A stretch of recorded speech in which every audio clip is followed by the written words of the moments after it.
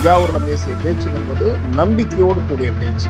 தனித்து தான் நிக்கணும்னு சொல்லாதீங்க, தனிமையில தான் நிக்கணும்னு சொல்லுங்க. அப்படின்றது உங்க அவர் டே ஒன்ல எதிர்பார்த்தார் சார். ஒரே சீமான் தனித்து மாதேஷ் ஒரு டீசென்டான பத்திரிகையாளராக, மூத்த பத்திரிகையாளர், ஊடகவியலாளராக நடந்து கொள்ள முயற்சி செய்யும்.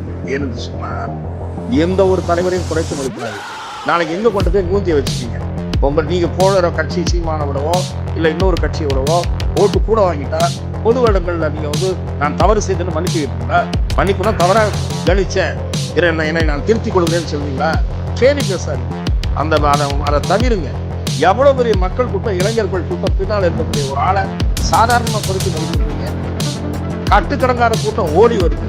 போலீஸ் தடை, பேரிகேடு எல்லாத்தையும் உடச்சிட்டு ஓடி வருவாங்க. எந்த தலைவருக்கு இருக்கு? 300 ரூபா கொடுத்து 200 ரூபா கொடுத்து கூட்டம் கொடுத்தாங்க. அந்த கேவலம் உங்களுக்கு தெரியாதா? சாப்பாடு கொடுக்கணும் 300 ரூபாவும் கொடுத்துதானே கூட்டம் வருது. அது இல்லைன்னு நீங்க மூடி மறைக்க முடியுமா? திரு எடப்பாடி பழனிசாமிக்கோ, திரு மு.க. ஸ்டாலினுக்கோ, திரு உதயநிதி ஸ்டாலினுக்கோ 300 ரூபா கொடுத்து கூட்டம் இங்க அப்படியா? ஏன் குறைத்து மதிப்பிடுறீங்க? ஏன் இழிவா பேசுறீங்க? அப்படி பண்ணாதீங்கன்ற ஒரு ஊடகவியலாளராக ஊடக அறத்துடன் செயல்படுங்க. தனிமையில நிக்கிறாரு. தனிமையில நின்னா அது கேவலம். அது என்ன இதுவா? அந்த ஆளுடைய தன்னம்பிக்கை பாராட்ட முடியல உங்களால?